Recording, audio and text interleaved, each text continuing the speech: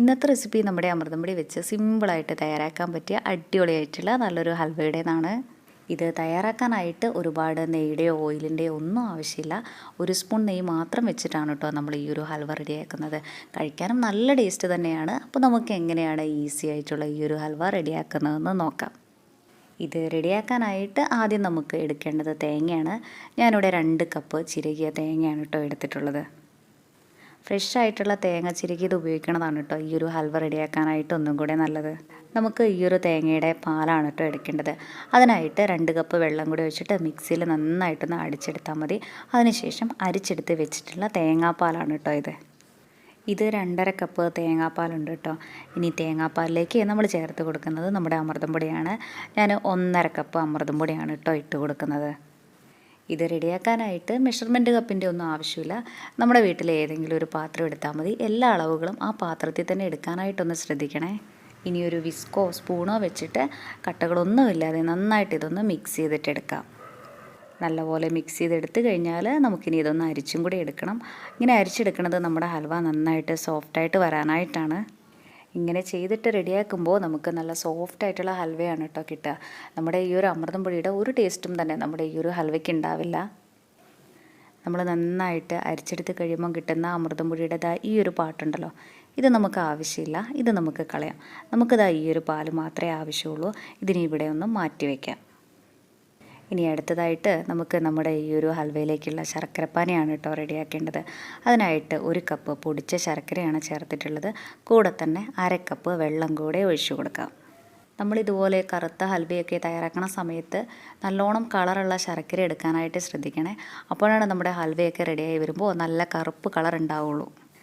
ശർക്കരയൊക്കെ ഇവിടെ നന്നായിട്ട് മെൽറ്റായി വന്നിട്ടുണ്ട്. ഇത്രയും മതി. ഇനി ഫ്ലെയിം ഓഫ് ചെയ്ത ശേഷം ഇതിവിടെ മാറ്റി വയ്ക്കാം. ഇനി നമുക്ക് നമ്മുടെ ഈ ഒരു ഹൽവ റെഡിയാക്കാനായിട്ടുള്ള പാത്രം എടുക്കാം. അതിലേക്ക് നമ്മൾ നേരത്തെ അരിച്ച് മാറ്റി വെച്ചിട്ടുണ്ടായിരുന്ന ആ ഒരു അമൃതം പൊടിയുടെയും തേങ്ങാപ്പാലിൻ്റെയും മിക്സില്ലേ, ഇതങ്ങ് ഒഴിച്ചു കൊടുക്കാം. ഇനി ലോ ഫ്ലെയിമിൽ വെച്ച് കണ്ടിന്യൂസ് ആയിട്ട് ഇത് ഇളക്കി കൊടുക്കാം. ഹൈ ഫ്ലെയിമിലൊന്നും വെക്കരുത്. ഹൈ ഫ്ലെയിമിൽ വെച്ചാൽ പെട്ടെന്ന് തന്നെ ഇത് കട്ട പിടിച്ചു പോവും. അതുപോലെ കണ്ടിന്യൂസ് ആയിട്ട് ഇളക്കി കൊടുക്കുകയും വേണം. നമ്മൾ ഇളക്കി കൊടുക്കാതിരുന്ന് കഴിഞ്ഞാൽ ഇത് പെട്ടെന്ന് തന്നെ അടുക്കി പിടിക്കും. ഞാനിത് ഇളക്കി കൊടുക്കാൻ തുടങ്ങിയിട്ട് 5 മിനിറ്റായി. അപ്പോഴേക്കും കണ്ടോ നല്ലപോലെ ഇത് കുറുകി വന്നില്ലേ. ഈ ഒരു പാകമായി കഴിഞ്ഞാൽ ഇതിലേക്ക് നമ്മൾ നേരത്തെ റെഡിയാക്കി വെച്ചിട്ടുണ്ടായിരുന്ന ശർക്കരപ്പാനിയില്ലേ, അത് നമുക്ക് ഒഴിച്ചു കൊടുക്കാം. ഞാൻ ആ ശർക്കരപ്പാനി അരിച്ച് മാറ്റി വെച്ചിട്ടുണ്ടായിരുന്നതാണ് കേട്ടോ. ഈ ശർക്കരയിൽ കല്ലും മണ്ണൊക്കെ ഉണ്ടാവാനുള്ള ചാൻസ് ഉണ്ട്. അതുകൊണ്ട് ശർക്കരപ്പാനിയൊക്കെ എടുക്കുന്ന സമയത്ത് എപ്പോഴും ഒന്ന് അരിച്ചിട്ടെടുക്കണതാണ് കേട്ടോ ഒന്നും കൂടെ നല്ലത്. ഇനി ഇത് നല്ലപോലെ ഇളക്കി കൊടുക്കാം. ഞാൻ ലോ ഫ്ലെയിമിൽ തന്നെയാണ് കേട്ടോ വെച്ചിട്ടുള്ളത്. കൈയെടുക്കാതെ ഇത് ഇളക്കി കൊടുക്കാനായിട്ട് ശ്രദ്ധിക്കണേ. ഞാനിത് ഇളക്കി കൊടുക്കാൻ തുടങ്ങിയിട്ട് മൊത്തം 10 മിനിറ്റായി. കണ്ടോ, ഇതിപ്പോൾ ഒന്നും കൂടെ ചെറുതായിട്ട് കുറുകി വന്ന് തുടങ്ങിയിട്ടില്ലേ. ഈ ഒരു ഹൽവ റെഡിയാക്കാനായിട്ട് അങ്ങനെ ഒരുപാട് സമയമൊന്നും എടുക്കില്ല കേട്ടോ. കണ്ടോ, 15 മിനിറ്റ് ആയപ്പോൾ തന്നെ നമ്മുടെ പാനിൽ നിന്നൊക്കെ വിട്ട് വരുന്നൊരു പരുവായിട്ടുണ്ട്. നമ്മുടെ ചാനലിൽ അമൃതം പൊടി വെച്ചിട്ട് കുറേ നല്ല റെസിപ്പീസൊക്കെ ഉണ്ട്. കണ്ടിട്ടില്ലെങ്കിൽ ഒന്ന് കണ്ടു നോക്കണേ. അതുപോലെ നമ്മുടെ ഈ ചാനൽ ആദ്യമായിട്ടാണ് കാണുന്നതെങ്കിൽ സബ്സ്ക്രൈബ് ചെയ്യാനും മറക്കല്ലേ. നമ്മൾ ഇതുവരെ ഇതിലേക്ക് ഓയിലൊന്നും ചേർത്തിട്ടില്ല. ആ ഒരു തേങ്ങാപ്പാലിൽ നിന്ന് വരണ ഓയിലാണ് കേട്ടോ ഇത്.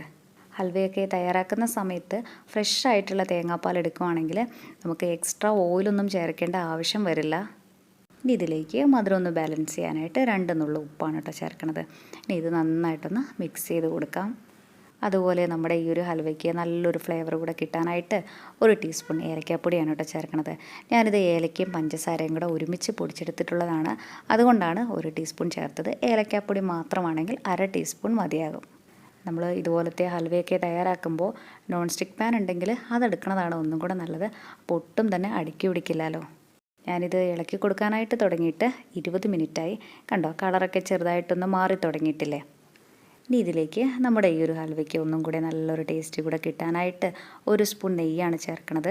നെയ്യുടെ പകരം വെളിച്ചെണ്ണ ചേർത്താലും കുഴപ്പമൊന്നുമില്ല. ഇനിയിപ്പോൾ ഒട്ടും ഓയിലോ നെയ്യോ ചേർത്തില്ലെങ്കിലും കുഴപ്പമൊന്നുമില്ല. നമ്മുടെ ഹൽവയ്ക്ക് നല്ല ടേസ്റ്റ് തന്നെ ഉണ്ടാവും. ഇത് സാധാരണ ഹൽവ പോലെ ആ ഒരു റബ്ബറി ടെക്സ്ചറല്ല നമുക്ക് കിട്ടുക, സോഫ്റ്റായിട്ടാണ് കിട്ടുക. ഇനി ഇതിലേക്ക് ഒന്നും കൂടെ നല്ല ടേസ്റ്റ് കിട്ടാനായിട്ട് ചോപ്പ് ചെയ്തിട്ടുള്ള കുറച്ച് അണ്ടിപ്പരിപ്പും കുറച്ച് വെളുത്ത എള്ളും കൂടെ ഇട്ട് കൊടുക്കുന്നുണ്ട്. നമുക്കിതിലേക്ക് ഇഷ്ടമുള്ള നട്ട്സൊക്കെ ചേർക്കാം. അതൊക്കെ നമ്മുടെ ടേസ്റ്റിനനുസരിച്ചിട്ടാണ് കേട്ടോ ചേർക്കേണ്ടത്. ഇനിയിപ്പോൾ നിങ്ങളുടെ കയ്യിൽ നട്ട്സൊക്കെ ഇല്ലെങ്കിലും സാരമില്ല, അതൊന്നും ചേർത്തില്ലെങ്കിലും ഒരു കുഴപ്പമില്ല. ഇതൊക്കെ കാണാനായിട്ടൊരു ഭംഗിക്ക് വേണ്ടിയിട്ടും എക്സ്ട്രാ ടേസ്റ്റിന് വേണ്ടിയിട്ടും ചേർക്കണമെന്നേ ഉള്ളൂ. ഇനിയിപ്പോൾ ഇതൊന്നും കയ്യിലില്ലെങ്കിലും ഒരു കുഴപ്പമില്ല. തേങ്ങാപ്പാലും അമൃതപ്പൊടിയും ശർക്കരപ്പാനിയും മാത്രം മതി. അത് വെച്ച് ചെയ്താലും നല്ല ടേസ്റ്റ് തന്നെ ഉണ്ടാവും. ഞാനിത് ഇളക്കി കൊടുക്കാനായിട്ട് തുടങ്ങിയിട്ട് ഇപ്പം 30 മിനിറ്റായി. ഈ ഒരു പാകമാണ് കേട്ടോ നമുക്ക് വേണ്ടത്. ഇത്രയും മതി. ഇനി നമുക്ക് ഫ്ലെയിം ഓഫ് ചെയ്യാം. ഇനി നമ്മൾ ഏത് പാത്രത്തിലാണോ നമ്മുടെ ഹൽവ സെറ്റ് ചെയ്യാൻ ഉദ്ദേശിക്കുന്നത് ആ പാത്രത്തിൽ കുറച്ച് ഓയിലോ നെയ്യോ ഒന്ന് ബ്രഷ് ചെയ്ത് കൊടുക്കാം. ഇനി ഈ പാത്രത്തിലേക്ക് ചൂടോടെ തന്നെ ഇത് ഇട്ട് കൊടുക്കാം. ആദ്യം നമുക്ക് ഒരു സ്പാച്ചുലയോ സ്പൂണോ വെച്ചിട്ട് നന്നായിട്ട് ഇതൊന്ന് നിരത്തി കൊടുക്കാം. അതിനുശേഷം ഞാൻ ഒരു സ്റ്റീൽ ഗ്ലാസ്സാണ് എടുത്തിട്ടുള്ളത്. ഇത് വെച്ചിട്ടും ഇത് നന്നായിട്ടൊന്ന് ലെവൽ ചെയ്ത് കൊടുക്കാം. ഈ ഗ്ലാസിൻ്റെ ബാക്കിലായിട്ട് ഓയിലോ നെയ്യോ ഒന്നും തൂത്ത് കൊടുക്കേണ്ട ആവശ്യമില്ല. നമ്മുടെ ആ ഒരു തേങ്ങാപ്പാലിൽ നിന്ന് ഇറങ്ങിയിട്ടുള്ള ഓയിൽ തന്നെ നമ്മുടെ ഈ ഹൽവയിൽ നല്ലോണം ഉണ്ട്. നല്ലപോലെ ലെവൽ ചെയ്തെടുത്ത് കഴിഞ്ഞാൽ ഇനി ഇത് തണുക്കാനായിട്ട് ഒന്ന് മാറ്റി വയ്ക്കാം. മിനിമം 2 മണിക്കൂറെങ്കിലും ഇത് തണുക്കാനായിട്ടൊന്ന് മാറ്റി വയ്ക്കണേ. ഞാനിത് തണുക്കാനായിട്ട് മാറ്റി വെച്ചിട്ട് 3 മണിക്കൂറായി. തണുത്തപ്പോൾ കണ്ടോ ഒന്നും കൂടെ ഇത് നല്ലോണം കറുത്ത കളറായിട്ടുണ്ട്. ഇനി ഇതിൻ്റെ അരികൊക്കെ കത്തി വെച്ചിട്ട് ഇങ്ങനെ ഒന്ന് വിടിയിച്ച് കൊടുക്കാം. അതിനുശേഷം ഒരു പ്ലേറ്റിലേക്ക് കമിഴ്ത്തി കൊടുക്കാം. പെട്ടെന്ന് തന്നെ ഇത് വിട്ടുപോരും. ഇനി ഇത് കട്ട് ചെയ്തിട്ടും കൂടെ എടുക്കാം. ഇത് ഇപ്പോൾ തന്നെ കഴിക്കുന്നതിലും ഒന്നും കൂടെ നല്ല ടേസ്റ്റ് ഉണ്ടാവുക ഒരു ദിവസമൊക്കെ കഴിഞ്ഞിട്ട് കഴിക്കുമ്പോഴാണ്. അമൃതം പൊടിയൊക്കെ വീട്ടിൽ ബാക്കി ഇരിക്കുന്നുണ്ടെങ്കിൽ ഇതുപോലെയൊന്ന് തയ്യാറാക്കി നോക്കണേ. ഇത് അമൃതം പൊടി വെച്ച് ഉണ്ടാക്കിയതാണെന്ന് പറയേയില്ല. അതുപോലെ ചൂയി ടെക്സ്ചറല്ല, നല്ല സോഫ്റ്റ് ആയിട്ടാണ് കേട്ടോ ഇരിക്കുക. കുട്ടികൾക്കും വലിയവർക്കും എല്ലാവർക്കും ഒരേപോലെ ഇഷ്ടമാവും. ഇപ്പോൾ ഓയിലോ നെയ്യോ ഒന്നും ഒട്ടും ചേർക്കണ്ടെന്നുണ്ടെങ്കിൽ അങ്ങനെയും നമുക്കിത് തയ്യാറാക്കാൻ പറ്റും. നല്ല ഫ്രഷ് ആയിട്ടുള്ള തേങ്ങാപ്പാൽ എടുത്താൽ മാത്രം മതി. ഇഷ്ടമായി കഴിഞ്ഞാൽ ഒരു പ്രാവശ്യം ഇതേപോലെ ഒന്ന് തയ്യാറാക്കി നോക്കണേ. എന്നിട്ട് അഭിപ്രായം പറയാൻ മറക്കല്ലേ. താങ്ക്